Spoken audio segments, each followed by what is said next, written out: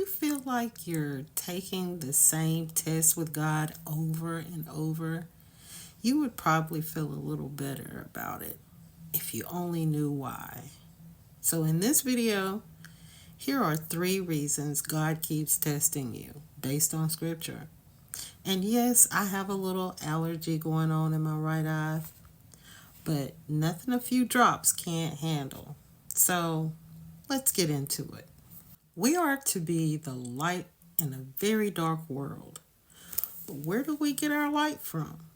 Jesus said in John 9:5, "As long as I am in the world, I am the light of the world." And since he lives in us, technically, he's still in the world. In order for people to witness the glory of Christ, we must be able to be a living example to everyone, especially when we're under fire. When we experience multiple unfavorable situations and handle that stuff like a true child of God, well, God's glory is undeniable, and people know it can only be the power of God for any to endure such hardships and still be in their right mind. So, number 1, it's all for the glory of God. The word says every man's works will be tested by fire. Isaiah 48:10 says, "Behold, I have refined you, but not as silver. I have tried you by the furnace of affliction." So we should definitely expect to have many trials and tribulations. By discerning the times, just as in the days of Noah, the world is in judgment. 1 Peter 4:12 says, "Beloved, do not be surprised at the fiery trials when it comes upon you to test you as though something strange were happening to you." Verse 17 says, "For it is time for judgment to begin at the household of God. And if it begins with us, what will be the outcome for those who do not obey the gospel of God?" So, if you were ever thinking to yourself, Christ or no Christ, I pray you choose Christ. Please remember my words.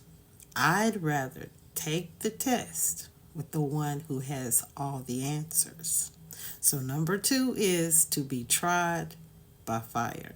I really left the best for last because to me, it's the most important thing of them all. After all, if you get this right, you'll probably ace the other 2. Without trust, there is no faith. Without faith, it is impossible to please God. How do we obtain faith, though? And how do we prove we have it? See, even though you may not have nothing to prove to people, you have plenty to prove to God. He has to know that you trust him through all seasons, good and bad. He has to be able to trust you too. He has to know that you want him for more than just what he can give you. And that you won't just walk away from him just because someone walked away from you.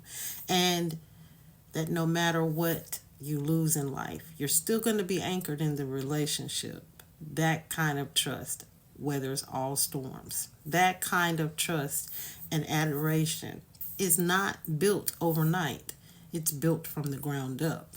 And that's why many of us have to hit rock bottom before he lifts us up.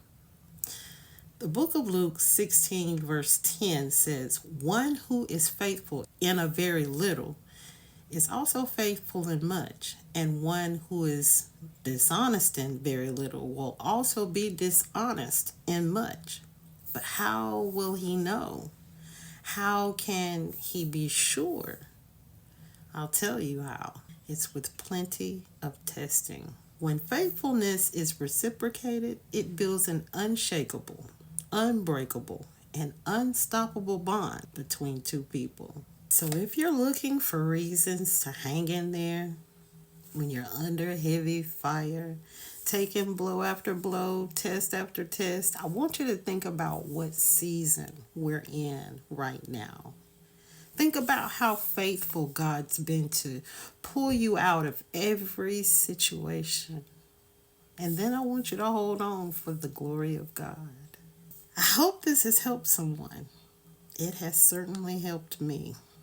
And I hope you have a wonderful morning, evening, night, whichever one you're viewing this in. Because I know I will. Don't you be no ghost. Truth seekers, barkeepers, let's continue to do just that.